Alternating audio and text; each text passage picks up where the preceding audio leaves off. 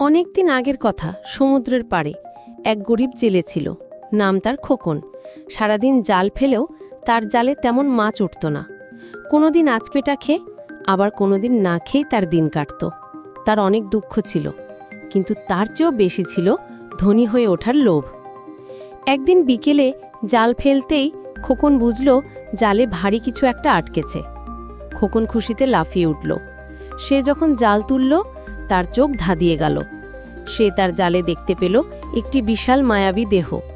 সে তো অবাক হয়ে তাকিয়ে আছে, ভাবছে এ তো মাছ নয়, এ যে এক অপরূপা জলপরী।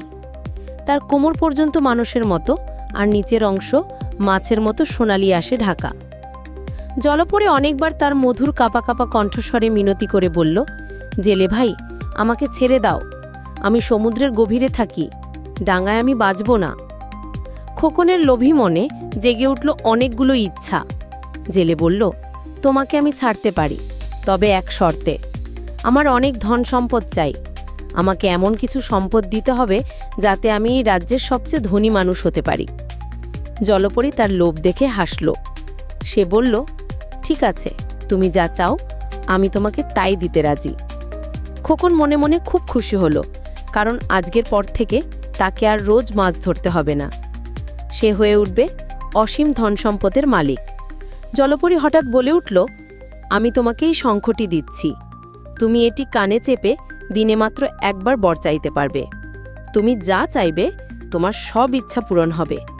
কিন্তু তোমার মনে রেখো যে বেশি লোভ কখনো ভালো নয়। লোভে পাপ, পাপে মৃত্যু। খোকন জলপরীকে ছেড়ে দিয়ে শঙ্খটি নিয়ে বাড়ি ফিরল। প্রথম দিন খোকন শঙ্খটির কানে চেপে বলল, আমার এক মস্ত বড় রাজপ্রাসাদ চাই। পরদিন সকালে ঘুম থেকে উঠে সে দেখল তার সেই ভাঙা কুড়ের জায়গায় এক বিশাল রাজপ্রাসাদ দাঁড়িয়ে আছে।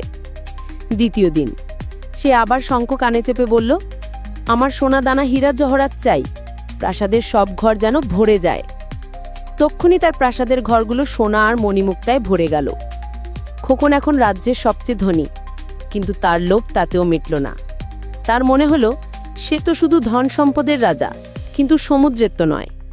তৃতীয় দিন খোকন সমুদ্রের পাড়ে গিয়ে সেই শঙ্খ কানে চেপে চিৎকার করে বলল, ওহে শঙ্খ, আমি আজ সমুদ্রের রাজা হতে চাই। সব জলপরী, সব মাছ আমার আদেশে চলবে।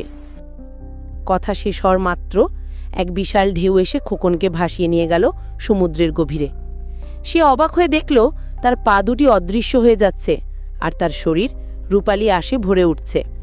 দেখতে দেখতে সে একটি সাধারণ মাছে পরিণত হল। সে সমুদ্রের রাজা ঠিকই হলো, কিন্তু এক বোবা মাছ হয়ে।